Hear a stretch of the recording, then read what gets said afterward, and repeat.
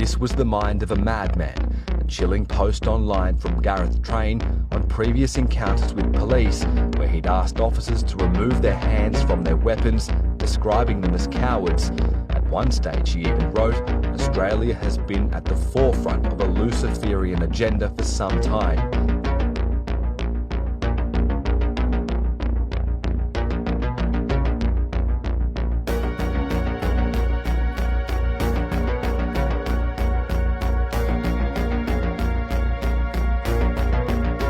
This morning, attention is turning to the three killers and the conspiracy theories which fueled this attack.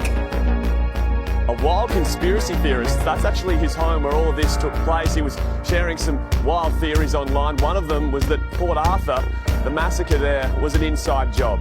Now his partner, Stacey, lived with him. She believed too that they were being followed by planes and drones. All information, as I said before, if there's anybody out there that knows of someone that might be showing concerning behaviour around conspiracy theories, anti-government, anti-police, conspiracy theories around COVID-19 vaccination, as what we're seeing with the Train family, we want to know about. We want to know about that. And you can either contact police directly or go through Ministries. The big question they're asking here tonight is what drove a school principal and his conspiracy-crazed brother to commit such senseless violence.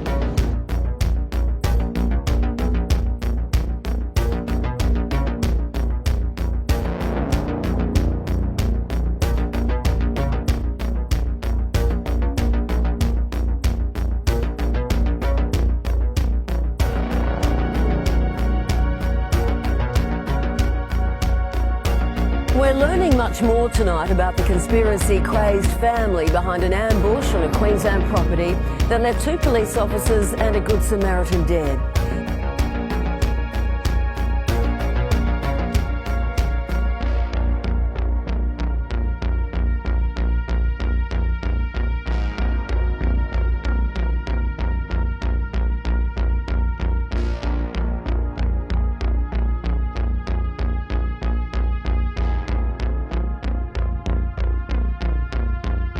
Also a dedicated team of police investigating this conspiracy-crazed family responsible for this heinous crime.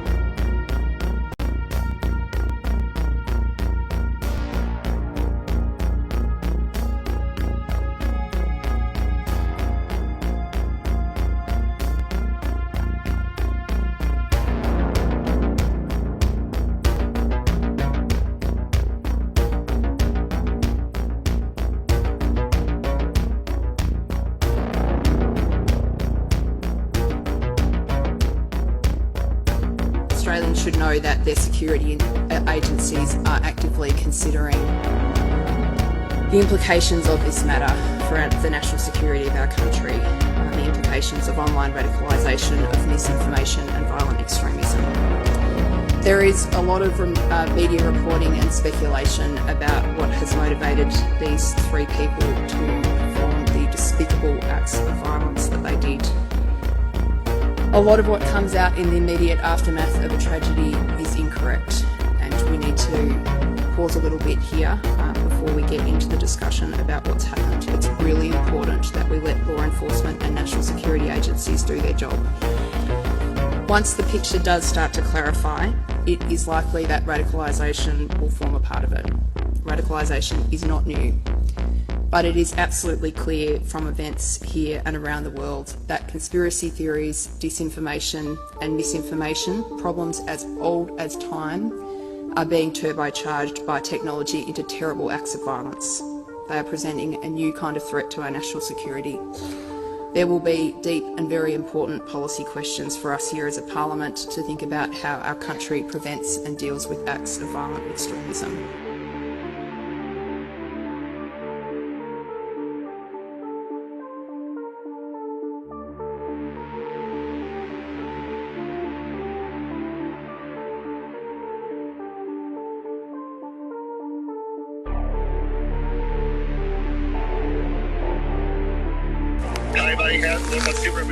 He shot Rachel, I believe. I think she's dead. She shot him, I think. No, he's still walking. He's trying to walk around me. So she shot him? Oh, no, she shot at him. There's two of them. They've got Matthew's gun now. Okay.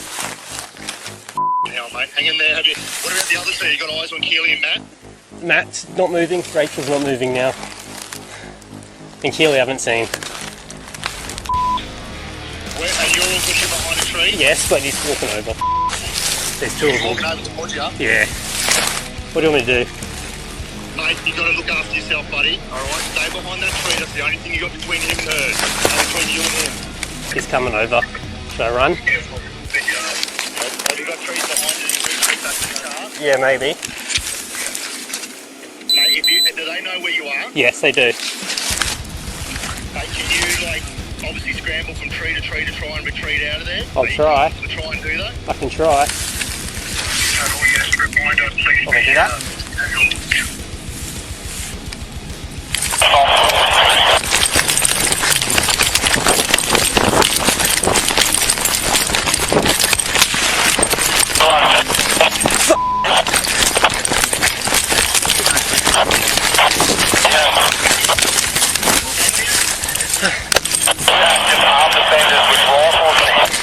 They're coming, they're shooting. The other two officers.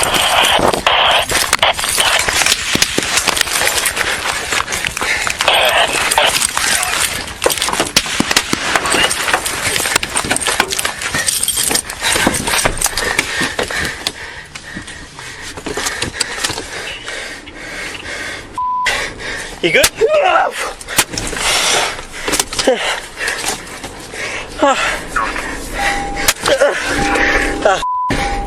think I'm being shot. Tracking the so-called sovereign citizen PSYOP before the rise of Desi Freeman, we need to focus on a situation in Queensland that changed everything, the Wieambilla shootings. To understand how this situation connects to where we are now, we need to step inside the official story and the shadows behind it. When news broke out of Desi Freeman shooting and killing two police officers, it was instantly labelled a sovereign citizen incident, a term that became its own trigger word. To those that were paying attention, there was something eerily familiar about it. The tone, the narrative, the framing, it gave off Wieambilla vibes. When news of Wieambilla broke out, the online chatter was quick to follow. People were quick to declare some form of Port Arthur 2.0 of sorts. A chilling declaration, one that holds heavy historical weight to Australians no matter which way you look at it. So what really happened at Wieambilla? Was it a false flag, like so many people suspected, or was it something else? Sometimes the truth isn't buried behind lies, it hides behind patterns. People have been killed in a devastating siege on an isolated Queensland property. The two young police officers murdered in cold blood have been identified. Constable Rachel McCrow, aged 26, and Constable Matthew Arnold, aged 29, were gunned down at the property in the Western Darling Downs, about 3 hours west of Brisbane. The officers were attending the location as part of a missing persons report. It is an extremely emotional and challenging time for the Queensland Police Service.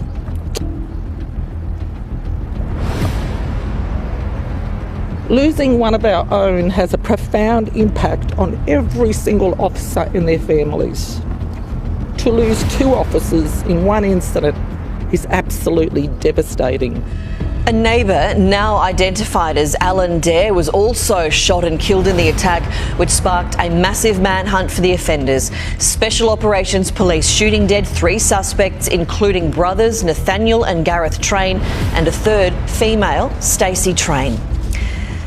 Live now to Bianca Stone in Chinchilla. Bianca, what more do we know about the circumstances of this tragic siege?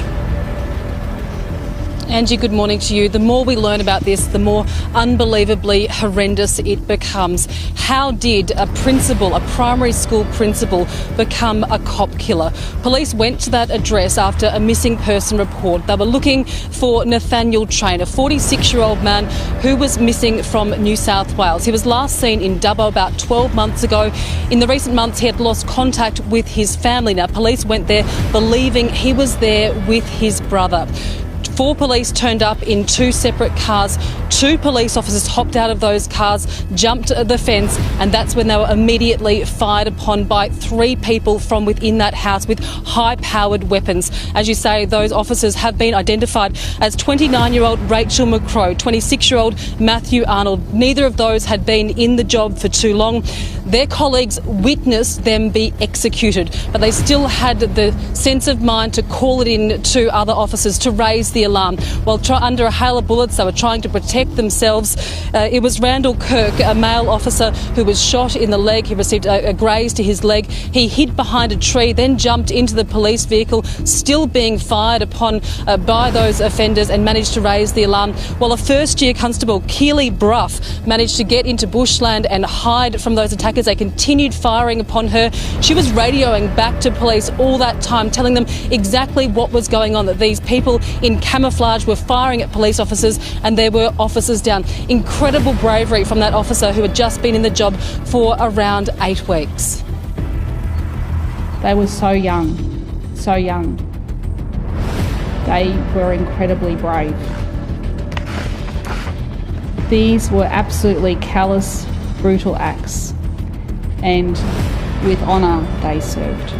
Hopefully it will give the QPS family some comfort to know that the people of this state absolutely respect and appreciate every single thing that they do. I can only think for Matthew and Rachel's families and close colleagues, the hurt and the pain they are going to go through as we lead into Christmas, which is only 12 days away.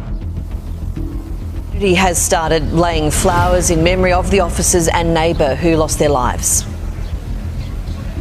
Angie, these police officers were not just police officers in this community, but they were part of the community as well. And as you mentioned, the neighbour who came to these police officers' aid, who was shot dead at that scene as well. People have begun coming here, laying flowers, the old, the young, school children coming in here to pay their respects to all of these officers. We would expect that to continue through the day. This is being felt here in the Chinchilla community, right the way around Queensland and around Australia right now, as people pay their respects to these young, incredibly brave police officers who have lost their lives. Bianca Stone, thank you.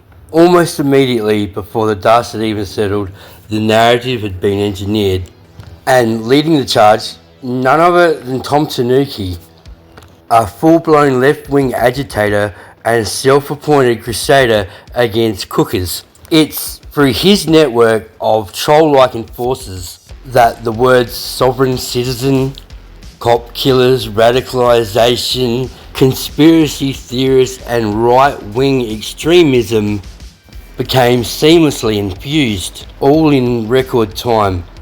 They didn't just report the story, they framed it.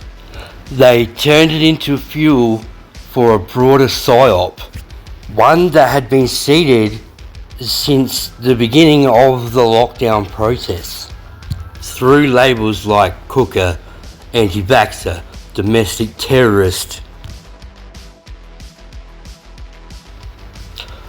For those who knew what they were looking for, the signs were unmistakable. Whatever Wieambilla really was, it had agenda written all over it. Almost instantly, the words sovereign citizen, terrorist were splashed against every screen, a phrase that was carefully crafted to provoke fear and obedience. Experts appeared on cue, counter-terrorist analysts, law enforcement spokespeople, all repeating the same lines, often word for word, as if someone had passed around a script. And just like that, a new archetype was born, the radicalised Australian, whose Distrust for the government and police made targets out of every one of us. They came to kill us, and we killed them.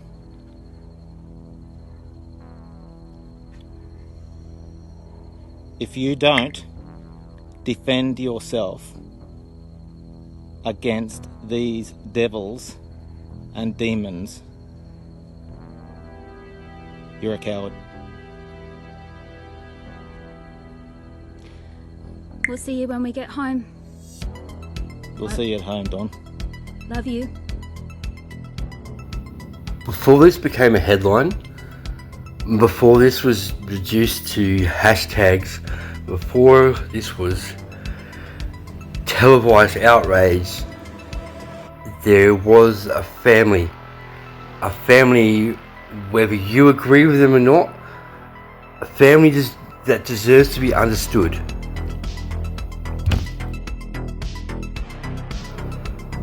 For more than a decade and a half, Gareth Train and his wife Stacey lived on the land they believed was being poisoned, drained of its life by coal seam gas operations.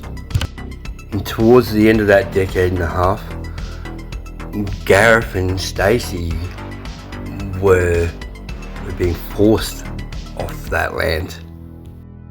15 years of watching their livelihood and that farmland die, only to be eventually forced off that land by the very corporations that have been getting rich by killing that land.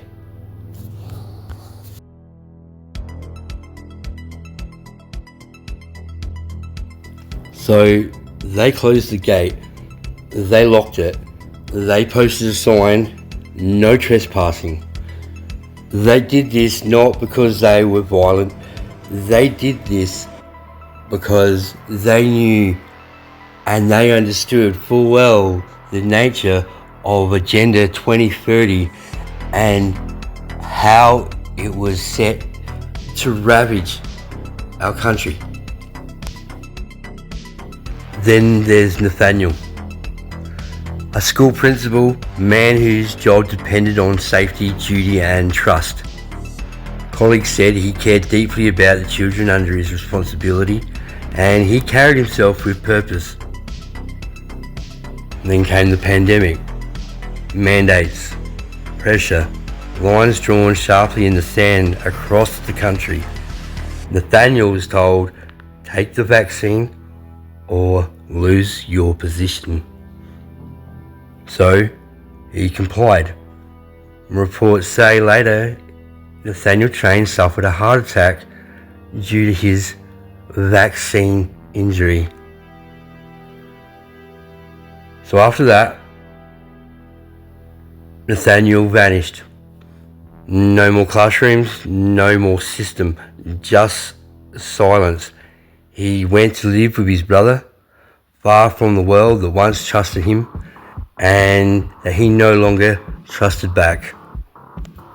So you have three people, three different wounds, a decade of distrust, a decade of pressure, a country that is rapidly changing before their very eyes, faster than they can adapt to, and the threat of the fucking New World Order snapping at their heels. Were they paranoid?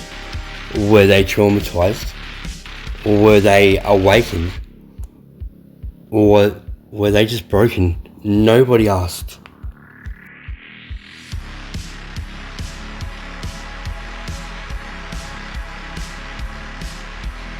And then, the moment everything turned,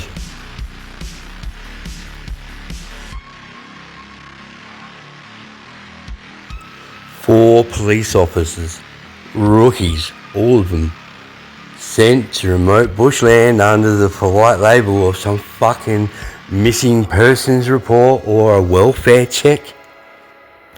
No warrant, no fucking authority whatsoever, just an order to go through a locked gate, past a sign that clearly said no fucking trespassing.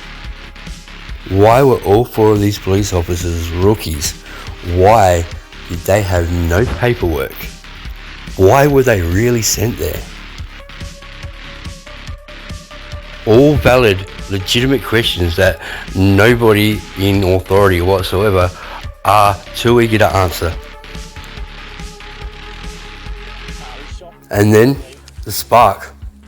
Gunfire, panic, fear, a situation spiraling in seconds, irreversible, unforgiving, lethal. But what followed is what raises the biggest questions. Within an eerily short time, a fully equipped SWOT tactical unit, the kind trained for counter-terrorism operations, was already nearby, armed with an armoured Lenco fucking Bearcat, a vehicle rarely seen outside of high-level threat response. Almost as if the team and that fucking vehicle were waiting. The shit out of the Bearcat, which is the police armoured vehicle that led the counter-attack on the property. They moved in with lethal precision. By nightfall, Gareth, Stacey and Nathaniel Train were dead. And so was their neighbour, a man who may have seen something that someone didn't want him to see. No surviving witnesses, no competing testimonies, no alternate narrative. Just one official label, released fast and repeated louder each time it was said. Sovereign citizen terrorists. Case closed. Public opinion locked. Questions dismissed. Every story has 2 different versions. The one that the world is told, the one that's buried beneath silence, fear and intent. So the real question becomes, was this tragedy a random escalation, or was it something that was orchestrated, was and anticipated? Was this something that was engineered? The moment society decides that uncomfortable questions should never be asked, that is the moment accountability dies. And what follows is history repeating itself. So one more time, let's ask, was Wieambilla a false flag?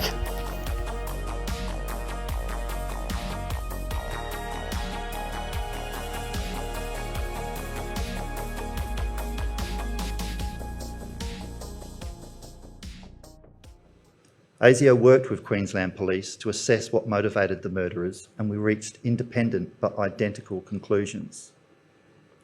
We believe the shooting was an act of politically motivated violence, primarily motivated by Christian violent extremist ideology. Well, that concludes this video, but I'm just getting started. The Wieambilla rabbit hole, it goes much deeper. Police union has hinted at plans to buy the block of land at Wieambilla used in last week's deadly shooting. The QPU are in talks with the Palaszczuk government to ensure the land isn't occupied once again by conspiracy theorists. There's early suggestions the site could be used as a retreat for officers or as a training facility. Meanwhile, calls for national reform on gun laws are gaining momentum. Almost all police ministers from states and territories have backed calls for a national register. Still to come, exposing the New World Order agenda responsible for the coal seam gas activity and the fracking surrounding the Train property.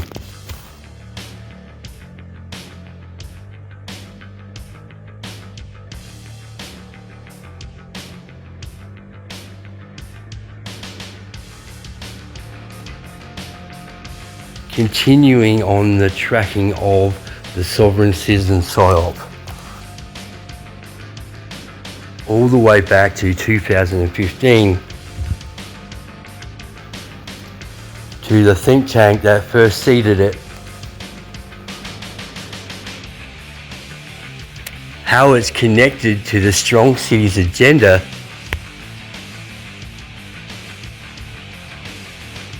first weaponized at the lockdown protests by the very leaders of the freedom movement.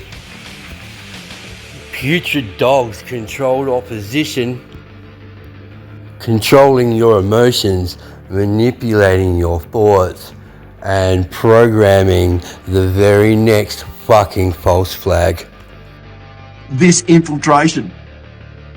Our nation has been infiltrated by unelected bodies, and we all know that. Even the police officers are sitting there and watching it too, saying, how are we going to stop this? Or hang on, why are we stopping this?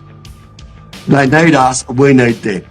And they do, because that's why they can't arrest those white politicians who have done those crimes, like the 28 and those coppers who went through it. You wonder what happened to them too. They're going through big awards, and every single one of us here, so let's stand up for those ones. Is this what the next Desi Freeman looks like? Justice to Australia and righteousness to the land we love. I am your one and only Mr. Fantastic Johnny Cantoni, and that comes from Web Radio Bass Coast. And I will stand alone if I need to. But in righteous, and I stand because I have a Heavenly Father. And I said to him, I believe, but I can't stand and do nothing. And he goes, I don't, it's through you I do. So you stand, you move in honest, faithful, righteous, and that's what I'm trying to do. I'm calling on you, police officers. I'm shitting myself because I'm willing to go there. I'm willing to test my faith and like it said at the start, faith isn't tested in peace, it's tested in fire. Now, no more. These infiltrators have to stop. This has got to the point. This is our one chance. Thank you everyone for watching this and making it this far. I hope you continue this journey with me. We have so much more to go.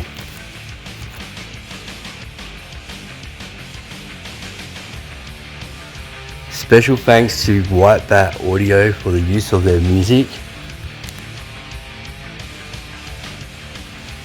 I want to especially thank Aware Australia on Twitter, who is also Wake Up on Telegram, for the use of a lot of his work that went into this video. So thank you, Pete.